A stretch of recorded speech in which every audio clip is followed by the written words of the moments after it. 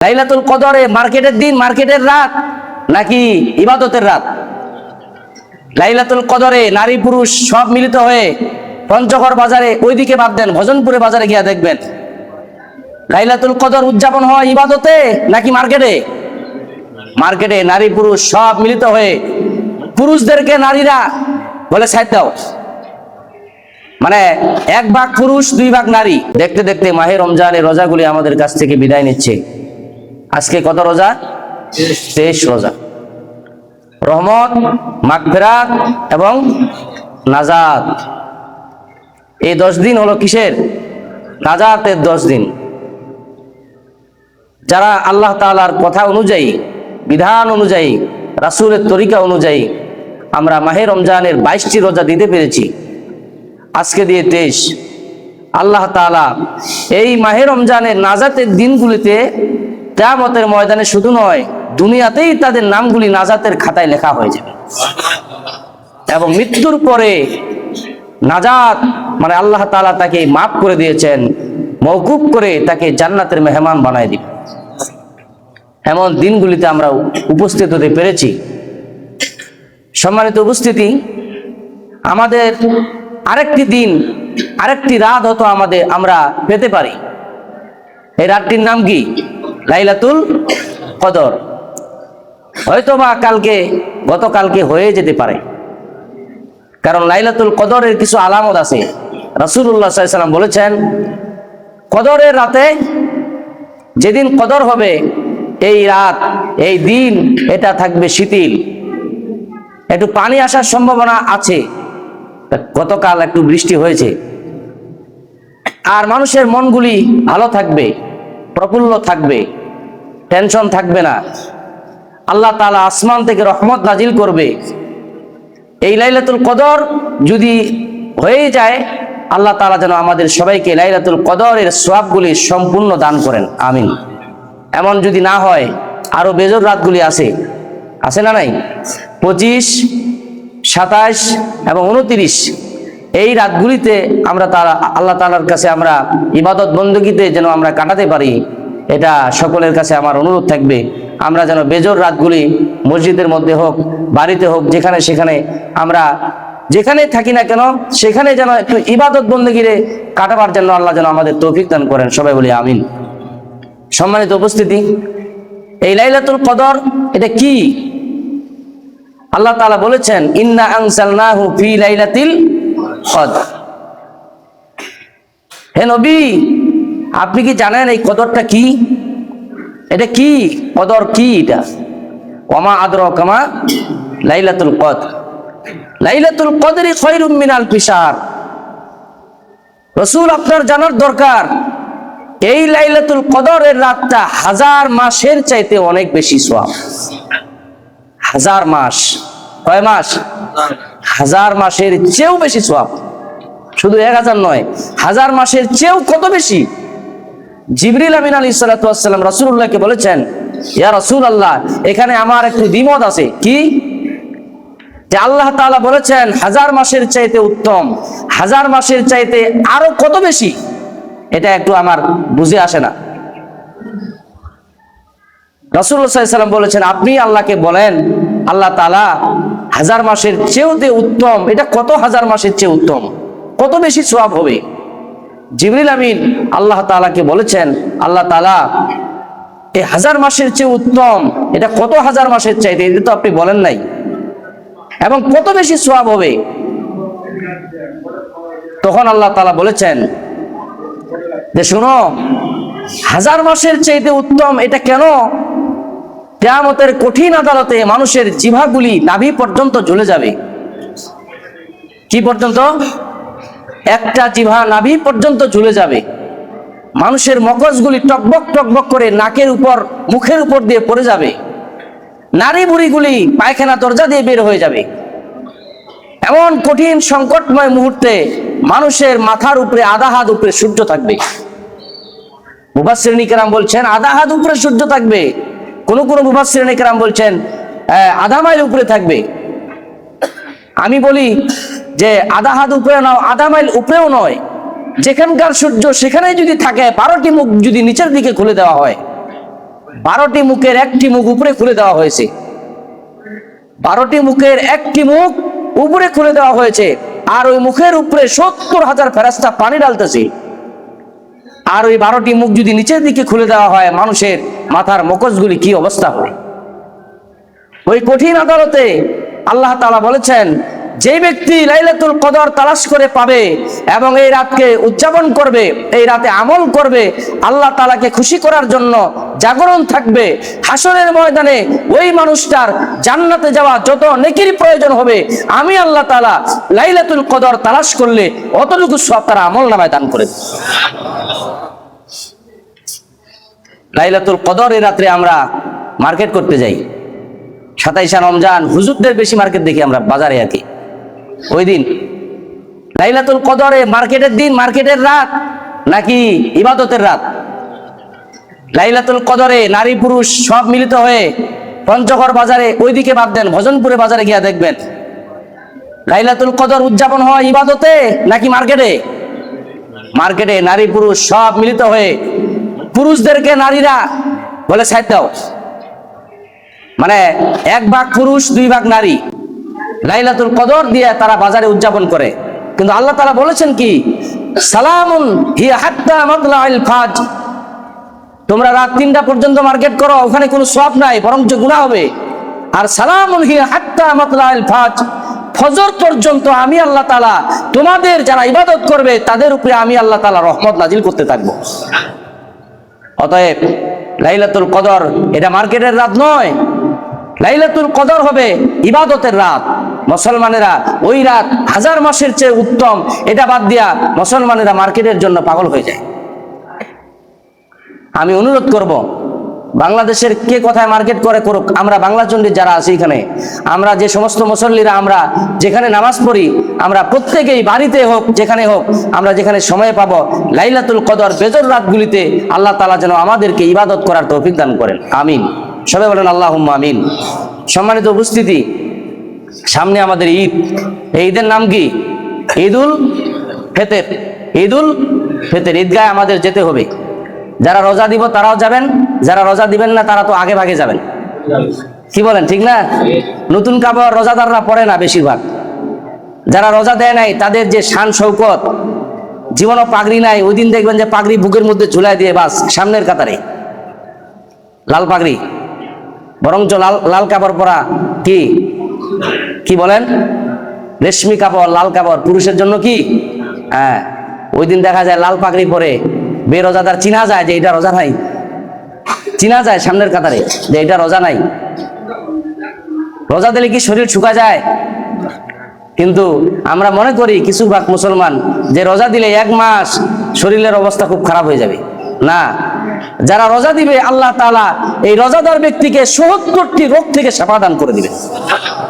কয়টি রোগ? সময় থাকলে বলতাম। তার মধ্যে সবচাইতে বড় রোগ হলো ক্যান্সার রোগ। সবচাইতে বড় রোগ হলো ক্যান্সার রোগ। যার ক্যান্সার হয়েছে ওর কোনো অ্যান্সার আছে কি? ক্যান্সার রোগী যদি ইন্ডিয়ায় নিয়ে যান তা ভালো হবে না। ওটার কলিজা বিসমিল্লাহ সব জ্বলে পুড়ে মুখ দিয়ে বেরোবে, পায়খানা দরজা দিয়ে বেরোবে। ক্যান্সার রোগী যারা দেখেছেন আপনারা। বিড়ি সিগারেট কম খাবেন, যারা খান আস্তে আস্তে কমায় দেন। খাবেন না, না খেলে মরে যাইতে পারেন, কম খাবেন। বিড়ি সিগারেট ক্যান্সার রোগের কি? বিড়ির মধ্যে লেখা আছে, সিগারেটের মধ্যে লেখা আছে ধূমপান স্বাস্থ্যের জন্য, তারপরে আরেকটা লেখা আছে ধূমপান মৃত্যু ঘটায়।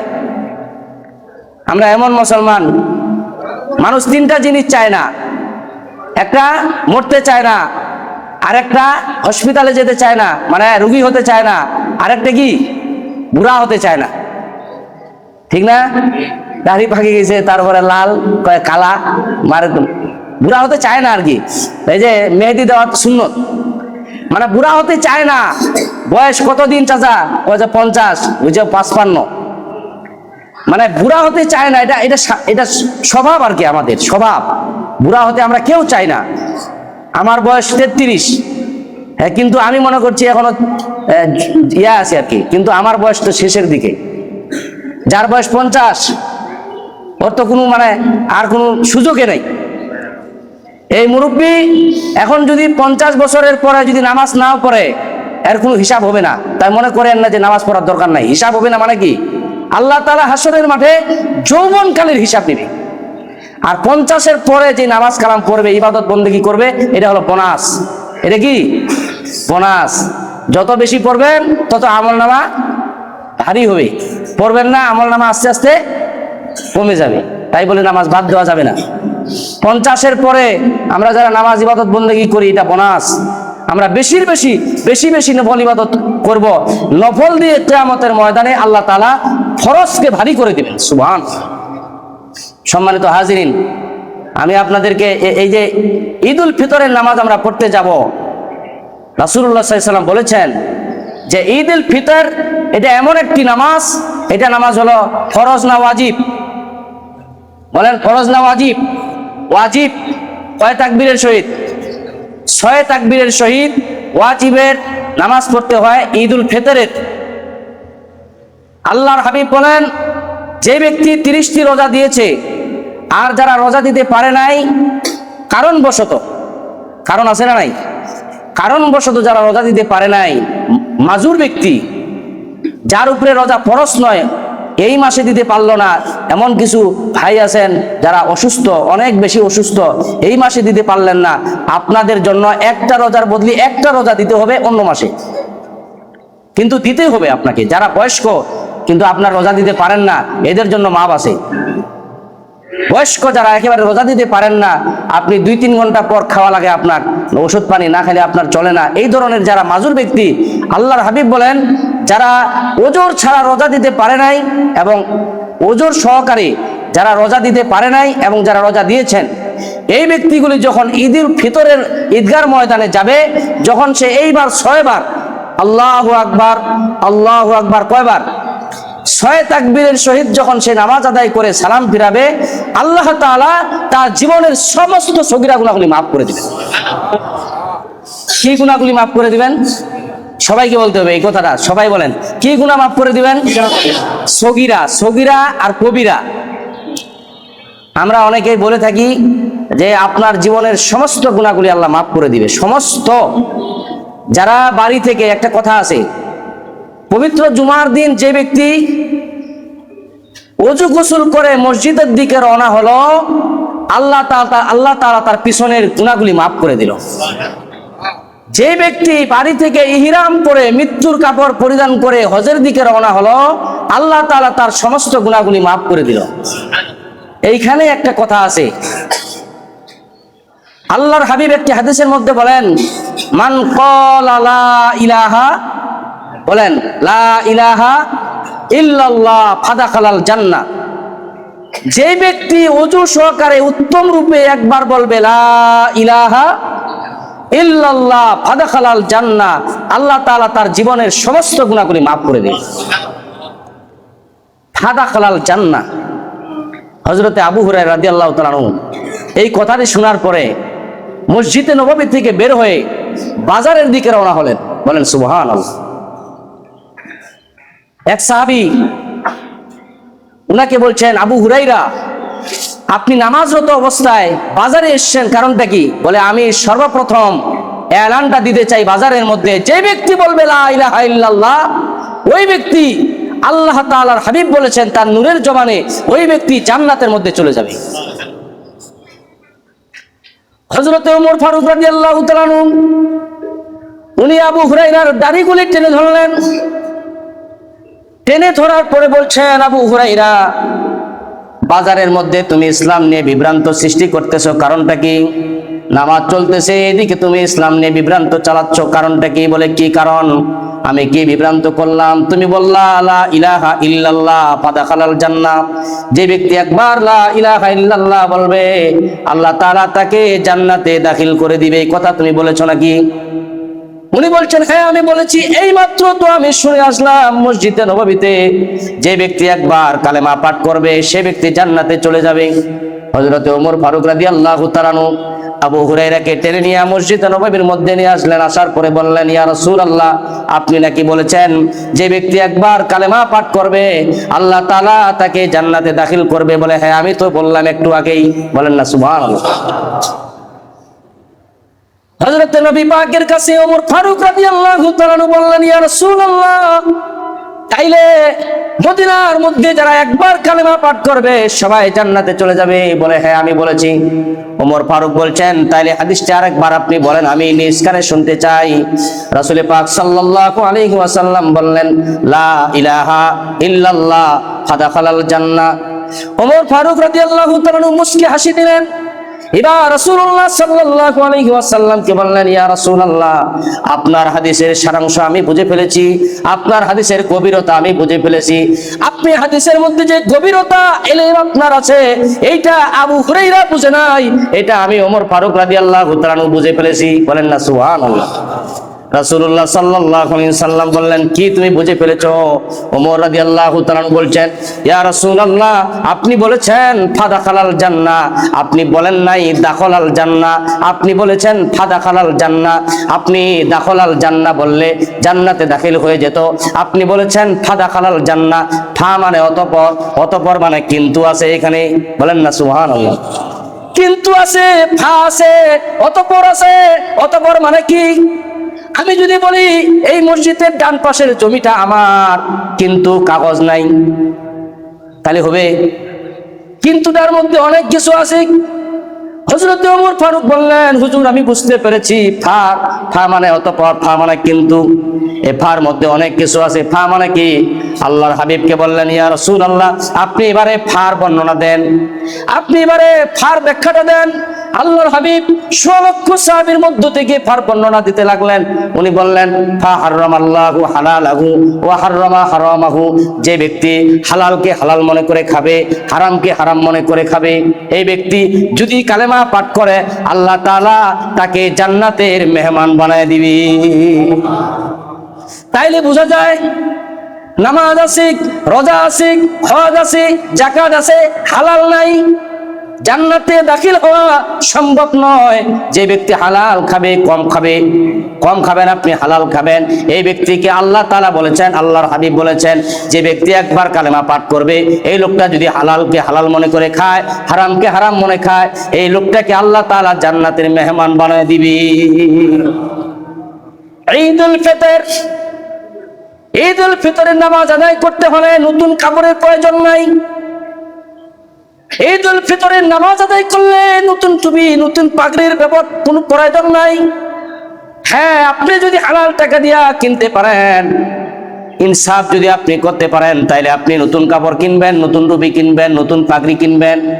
ইনসাফ যেটা খুতবার মধ্যে বলা হয়, ইন্নাল্লাহা, বলেন, ইন্নাল্লাহা ইয়া'মুরু বিল আদলি ওয়াল ইহসান ওয়া ইতা'i যিল কুরবা ওয়া ইয়ানহা আনিল ফাহশাই ওয়াল মুনকারি ওয়াল বাগই ইয়া'iদুকুম লাআল্লাকুম তাযাক্কারুন। এটা পড়ি না প্রতি জুমায়? এখানে ইনসাফের কথা বলা হয়েছে। ইনসাফ কি? ঈদের মার্কেট তো আপনারা সবাই করেছেন, এইখানে অনেকের ইনসাফ নাই। মেয়ের জন্য আপনি কিনেছেন 500 টাকার একটা জামা, ছেলেটার জন্য কিনেছেন 1000 টাকার জামা, এটা কি ইনসাফ হলো নাকি? হ্যাঁ, মেয়ে কেন আপনি 500 টাকা কিনলেন? বলে এইটারে ডিবেন দেওয়া লাগবে 10 লাখ টাকা, 5 লাখ টাকা, এই জন্য টাকাটা জমায় রাখছি। ছেলেটার 10 লাখ টাকা নিতে হবে, এই জন্য ছেলেটাকে দিছি না। ইনসাফ করতে হবে। ইনসাফ কি? আপনার শাশুড়িকে একটা শাড়ি দিয়েছেন, আপনার মাকেও একটা শাড়ি দিয়েছেন ঈদের জন্য। আপনি মনে করছেন আমার শ্বশুর বাড়ির লোকরা সবাই দেখবে, যদি কম দামি শাড়িটা দেয় তাইলে আমাকে ঘৃণা করবে, বলে জামাইটা ভালো না, এই জন্য আপনি 2000 টাকার একটা শাড়ি শাশুড়িকে দিয়েছেন। আর আপনার মা অসহায় দরিদ্র, আপনাকে জন্ম দিয়েছে, আপনাকে হাঁটানো শিখাইছেন, আপনাকে কথা বলানো শিখাইছেন, আপনাকে দুধ খাওয়াইছেন, আপনাকে কোলে পিঠে মানুষ করাইছেন, আপনাকে কত লক্ষবার, কত কোটিবার আপনাকে চুমু খেয়েছেন। এই মা আপনার বুড়ি হয়েছে, এই মা নাকি অসহায়, এই মা নাকি দরিদ্র, এই মা নাকি হতভাগা, এই মা, এখন এই মার জন্য একটা 500 টাকার শাড়ি, যেটা না নিলে নয়, বাড়ির লোকের বলতে না যে শাড়ি দেয় নাই। কোথায় 2000? রাগ করলেন বোধে? কোথায় 2000? কোথায় 500 টাকা? এটা নিজের মা, শাশুড়ি যদি মারা যায় আরেকটা বিয়ে করলে আরেকটা শাশুড়ি পাওয়া যাবে, কিন্তু মা যদি মারা যায় দুনিয়াটা বিক্রি দিলেও একজন পাওয়া যাবে কি? আল্লাহর হাবিব বললেন, হুমা জান্নাতুকা ওয়া নারুকা। পৃথিবীর সকলের কথাগুলি যদি ভুল হয়, আল্লাহর হাবিবের কথা ভুল হবে না। আল্লাহর হাবিব তার জবান দিয়ে বলেছেন, হুমা জান্নাতুকা ওয়া নারুকা। পিতা মাতা তোমার জন্য জান্নাত, পিতা মাতা তোমার জন্য জাহান্নাম। যদি এই দুইটা মুরব্বি তোমার জন্য সন্তুষ্টি হয় তাইলে তোমার জন্য জান্নাত, আর যদি এই মুরব্বি দুইটা তোমার জন্য অসন্তুষ্ট হয় তাইলে তোমার জন্য জাহান্নাম। আল্লাহর হাবিব বলেন, এই শ্বশুর শাশুড়ি যদি অসন্তুষ্ট হয় তাইলে জান্নাত, এই কথা বলে নাই। আমি মাওলানা আব্দুল আজিজ হুজুর আপনাদের এলাকার অত্যন্ত প্রিয় লোক, উনার কাছে একটা কথা আমি শুনেছিলাম, কথাটা বড় গ্রহণযোগ্যতা আমার কাছে লেগেছে। এটা বারবার বিভিন্ন জায়গায় আমি ওয়াজ মাহফিলেও বলি। উনি বলেছিলেন যে আপনার বাবা এবং মা বাবাকে দেখতে পারে না, ছেলেটাকে বলছেন, আব্বা আমাকে একটা পাকা আম এনে দিও। কি বলছে? পাকা আম এনে দিও। তো ছেলেটা বলছে, মা পাকা আম খাবা? বলে হ্যাঁ। তো পাকা আম এনে দিছে, একেবারে এনে দিয়ে বলছেন, মা এটা খাও। মা বলছে, বাবা আমি আজকে খাবো না, কালকে খাবো। বলে তাইলে আমটা? বলে আমটা ওই তোমার এবং আমার বৌমার মাঝখানে রাখবা। আমটা তোমার এবং বৌমার মাঝখানে রাখবা, আমটা কালকে আমি খাবো। আচ্ছা বলেন, আম যদি রাতের বেলায় মাঝখানে থাকে ওইটা কি থাকবে? সকাল বেলায় মা বলছে, বাবা আমটা একটু আনে দাও, দেখে যে আমটা ভর্তা হয়ে গেছে। কি হয়েছে? ভর্তা। ছেলেটা বলছে, মা তার মানেটা কি? আমটা আপনি মাঝখানে রাখতে বললেন, আম তো থাকলো না, এটা ভর্তা হয়ে গেল। তো মা বলছে, বাবা একদিন মাত্র তোমাকে একটা আম আমি তোমার মাঝখানে রাখতে বলছি, তোমার আর বৌমার মাঝখানে রাখতে বলছি, এটা রাখতে পারলা না, এটা ভর্তা হয়ে গেল। তুমি যখন ছোট ছিলে একেবারে কথা বলতে পারতে না, এইদিকেও করতে পারতে না, উপরে হতে পারতে না, একেবারে যেভাবে শোয়াই দিতাম ওইভাবে থাকতে। ওই সময় তুমি আমার কোলের মধ্যে কতদিন ছিলে? হাঁটতে পারতে না, বসতে পারতে না, একেবারে মাঝখানে তুমি থাকতে। তোমার মা আর আমি, তোমার মা এক পাশে থাকতো, আমি এক পাশে থাকতাম। আমরা তো ইচ্ছা করলে তোমাকে ভর্তা বানাই দিতে পারতাম, কিন্তু তুমি তো যেমন ছিলে তেমনই ছিলে। তুমি বারবার ঘন্টায় 3 বার প্রস্রাব করেছো তুমি। আমার ছোট একটা মেয়ে, আমার মাত্র 2 মাস বয়স হয়েছে, আপনারা জানেন। স্ত্রী এই 2 মাস থেকে আমার মনে হচ্ছে না যে 2 ঘন্টা ঘুমাচ্ছে। আমি কিন্তু ঠিকই ঘুমাই, ও কিন্তু ঘুমায় না। এই জন্য তো আমি আল্লাহর কাছে বলছি, আল্লাহ এই জন্য তুমি বলেছো মা, মনে মক্কার ম দিয়া তুমি মা বানাইছো, মদিনার ম দিয়া তুমি মা বানাইছো, আল্লাহ মসজিদের ম দিয়া তুমি মা বানাইছো। আমি ঘুমাই কিন্তু আমার স্ত্রী ঘুমায় না। কতবার প্রসাব পায়খানার কাপড়গুলি যে চেঞ্জ করে, কতবার যে পায়খানারত অবস্থায় বাচ্চাদেরকে চুমু খায়। আপনাকেও খেয়েছে, আমাকেও খেয়েছে। এই মার জন্য শুধু 500 টাকার শাড়ি হবে না। আল্লাহর হাবিব বললেন, যদি চামড়াগুলি জুতা বানায় দিই তাও তো মার ঋণকে পরিশোধ হবে নাকি বলেন? আল্লাহর হাবিব বললেন, যদি তোমরা মক্কা মদিনায় যাও, মক্কা মদিনায় মাকে পিঠের উপরে রাখো, 7 চক্কর দিয়া তোমরা একটা উমরা করাও, তাওয়াফ করাও, জিয়ারা করাও, মদিনাতে জিয়ারা করাও, মাকে পিঠের মধ্যে নিয়া তোমরা যদি মক্কা মদিনায় হজ সম্পূর্ণ করাও। আল্লাহর হাবিবের এক সাহাবী বললেন, ইয়া রাসূলুল্লাহ, আমি আমার মাকে 7 বার হজ করাইছি পিঠের মধ্যে নিয়া। আল্লাহর হাবিব, আমার মায়ের ঋণ শোধ হয়েছে? আল্লাহর হাবিব বললেন, সাহাবী তুমি কি বলো? 7 বার কেন? তোমার মাকে তোমার শরীরের চামড়া দিয়া যদি জুতা বানায় দাও, ওই জুতার মধ্যে যদি তোমার মা চলাফেরা করে, মার 1 ফোঁটা দুধের ঋণ কেউ শোধ করতে পারবে না। আপনি আমি মাকে মনে করছি এটা এত বোঝা, কি যে বড় বোঝা একটা। ঈদের জন্য আপনারা এখনো সময় আছে, ঈদের জন্য সবচাইতে ভালো জিনিসটা কিনে দিবেন। সবচাইতে যেটা ভালো জিনিস, আপনার কাছে টাকা আছে, টাকা নাই, যতটুকু টাকা আছে আপনার পরিবারে আপনার স্ত্রীকে যে কাপড়টা দিবেন, আমার খোদার কসম করে আপনাকে আমি বললাম, আপনার স্ত্রীকে যে কাপড়টা দিবেন তার চাইতে 10 টাকা যেন বেশি হয়, ওই কাপড়টা মাকে দিবেন আপনি। আপনার মা পরবে না, দেখবেন ওইটা আপনার স্ত্রীকে দিয়ে দিবে, বলে এত ভালো কাপড় আমি পরি না বাবা, আমার বয়স হয়েছে, আমি বুড়ি মানুষ। হ্যাঁ, বাড়ির কাছার লাগবে, ঠিক। ধন্যবাদ। শুনেন, একটা কথা আমি বলি, ওই যে ইব্রাহিম আলাইহিস সালাম, ওনার কথায় আমার একটা কথা মনে পড়ে গেল। ঘড়িটা ঠিক আছে না? ওইটা ঘড়ি ঠিক আছে। ইব্রাহিম আলাইহিস সালাম উনার বৌমার বাড়িতে গেছিলেন, আপনারা হয়তো শুনেছেন ওয়াজটা। উনার বৌমার বাড়িতে গেছিলেন। কার বাড়িতে? অনেক দিন পর বৌমার বাড়িতে গেছে, যাওয়ার পরে বলছেন বাড়িতে আছেন? তো বের হইতে অনেক দেরি লেগেছে। বাড়িতে আছেন? যে উনি নাই, উনি নাই নাই বলে অনেকক্ষণ থেকে মুরব্বী মানুষ ইব্রাহিম আলাইহিস সালাম বাইরে দাঁড়িয়ে আছেন, দরজা আর খুললো না। আরেকদিন গেছে, যাওয়ার পরে বলছেন বাড়িতে আছেন নাকি? বলছে উনি তো বাড়িতে নাই। বাড়িতে নাই বলে চুপচাপ, আর কোনো কথাবার্তা নাই। ইব্রাহিম আলাইহিস সালাম বয়স্ক মানুষ, বৃদ্ধ মানুষ, উনি দাঁড়িয়ে আছেন। বলছে যে কোথায় গিয়েছেন? কোথায় যে গিয়েছে আমি জানি না, মানে এমন ভাষায় কথাটা বলছেন যেন মানে এটা ভাষায় প্রকাশ করা যাচ্ছে না। কোথায় যে গিয়েছে আমি জানি না। এই ধরনের পরিবার আমাদের এলাকাও আছে। ফকির মিসকিন আপনার বাড়িতে গেছে, বলছে লা ইলাহা ইল্লাল্লাহ, মাগো 4টা ভিক্ষা দাও। বলছে এমন পর্দা করে বৌমা, আল্লাহর রহমত, এই পর্দা করতে গিয়া ফকিরকে ভিক্ষাও দিল না। আচ্ছা বলেন, পর্দা করা তো ফরজ, ভিক্ষা দেওয়া যাবে না, এটা কোনো হাদিসে আছে? মুখের মধ্যে আপনি কাপড়টা দিয়া কেন ফকিরটাকে ভিক্ষা দেওয়া যাবে না? এমন পরিবার আমি দেখেছি, কয় যে পুরুষ না, এই জন্য ভিক্ষাও দেওয়া যাবে না, ফকিরের সামনে যাওয়া যাবে না। আল্লাহর হাবিবের স্ত্রী হযরতে আয়েশা সিদ্দিকা রাদিয়াল্লাহু তাআলা না, উনার বাড়িতে কয়েকজন সাহাবী গিয়া বললেন, ইয়া রাসূলুল্লাহ সাল্লাল্লাহু আলাইহি ওয়াসাল্লামের স্ত্রী আয়েশা বাড়িতে আছেন? রাসূলুল্লাহ সাল্লাল্লাহু আলাইহি ওয়াসাল্লাম তখন ইন্তেকাল করেছেন।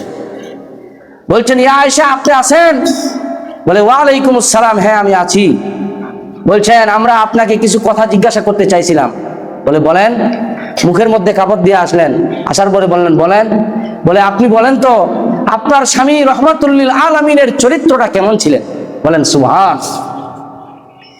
একজন স্বামী কতটুকু ভালো হলে পরে স্ত্রীর কাছ থেকে এই কথা বের হয়।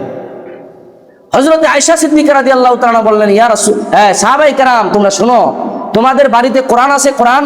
বলে আছে। বলে তোমাদের বাড়িতে যাদের কোরআন আছে, সম্পূর্ণ কোরআনটাই হলো আমার স্বামীর চরিত্র। সুবহানাল্লাহ।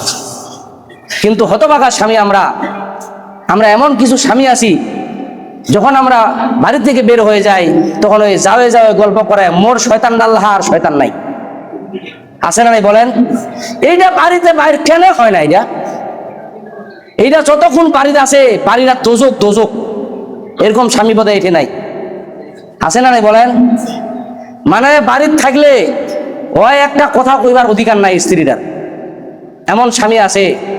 আমার অনুরোধ থাকবে, আপনি মারা যাওয়ার পরে আল্লাহ তাআলা ফেরেশতা পাঠাই দিবে দুনিয়ার মধ্যে, যাও কে কি বলে শুনো, কে কি বলে শুনো। ফেরেশতারা যখন বলবে আহারে লোকটা খুব ভালো ছিল, লোকটা খুব ভালো ছিল, বলতে বলতে ওই যে দেখা যায় পরে যখন লাশটা ওঠাবে, তখন স্ত্রী কিছু মহিলা ধরে আরে কয়, তোর স্বামী মাফ করে দে, মাফ করে দে, মাফ করে দে, বলে না নাই? তখন আপনি মাফ করে দিছু, মাফ করে দিছু, কানতে কানতে কথা মাফ করে দিছু। মানে আচ্ছা বলেন, মরা লোক কি মাপ দিবে না লিবে? বলেন, মরা লোক মাপ দিবা পারিবে? লিবা পারিবে? এখন মানে হুশের জ্বালা কয় আমি মাফ করে দিছু। মরা লোকটার পাও ধরে কান্দে যদি কয় আমি মহারানা মাফ করে দিছু, ওই কয় যে তোকে আমি মাফ করে দিছু। এই যে মরা মানুষের মাপ আছে নাকি বলেন? মরা মানুষের খালি 3টা জিনিস আছে, সদগায়ে জারিয়া, 3টা বাদ দিয়ে সব। এখন আমি বলি যে মৃত্যুর আগে আপনি আপনার স্ত্রীর মহারানাটা যদি শোধ না করেন, মরার পরে কি মহারানা শোধ দিবে? যদি বলেন যে হুজুর কিভাবে শোধ দিব আমি, কিভাবে? আমার তো 3 লক্ষ টাকা মহারানা, আমি শোধ দিব কিভাবে? এটা বোধহয় সুন্নত না নফল? ফরজ। ফরজ মহারানা পরিশোধ করা কি? নামাজ পড়া যেমন ফরজ, মহারানা পরিশোধ করা ফরজ। মহারানা শোধ করবেন আপনি কিভাবে? মনে করেন এই ঈদে মার্কেট করে দিলেন 5,000 টাকার, আপনার স্ত্রীরা, আপনার স্ত্রী বলে দিবেন 3 লক্ষ টাকার মধ্যে 5,000 টাকা শোধ, আর 2,95,000 টাকা দিয়ে পাবো। এটা বাড়ির গরু আছে, 3টা গরু আছে মনে করেন, 3টা গরুর মধ্যে যে গরুটা আপনার একটা গরু, এই গরুটা বলবেন স্ত্রী এই গরুটা কিন্তু মহারানা বাবা তুমি 50,000 টাকা গরু, 60,000 টাকা, 50,000 টাকা গরু, 60,000 টাকা তুমি দিন, আর কি 60,000 টাকা। এখন দেখেন স্ত্রী যদি আপনি একটা গরু দেন, ওই মার খিলাবে যদি দিনে একবার, এখন খিলাবে 3 বার, হয় না? নাই বলেন দি? গরু তো আপনারে, আপনি যদি একবার অসুস্থ হন তাহলে স্ত্রী কি কইবে যে এটা গরু বেশিমনি? বলবে নাকি? বলেন তো। ওই কিন্তু আপনার জন্য সবকিছু দিয়ে দিবে। আপনার 3টা গরু, আপনি কিন্তু মনটা চায় না যাবো একটা দিন। আমার অনুরোধ থাকবে আপনি এইভাবে কলে কৌশলে আপনার স্ত্রীর ঋণটা পরিশোধ করে দিবেন। হ্যাঁ, মানে আপনি তো এই যে মতিয়ার ভাই বলছে এটা ফাঁকি দেওয়া হইলো আমাদের। মানে একটা গরু, আপনার 3টা গরু, একটা গরু স্ত্রী ডাক দিবেন যে এটা মহারানা, ওইটা গরু থেকে যদি ওর 10টা গরু হয়, হতে পারে না?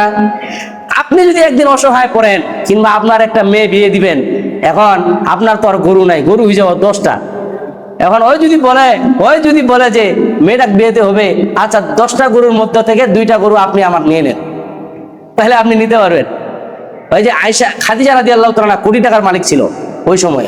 এই জন্য আমার অনুরোধ থাকবে আমরা ঈদগার ময়দানে যাব, আমরা যেন আমাদের মা, আমাদের বাবা, আমাদের ভাই বোন, ছেলে মেয়ে সবার হকগুলি আদায় করে ফেতরে, ঈদুল ফেতরের এই ফেতরার টাকাগুলো যেন ঈদের আগে আমরা দিতে পারি।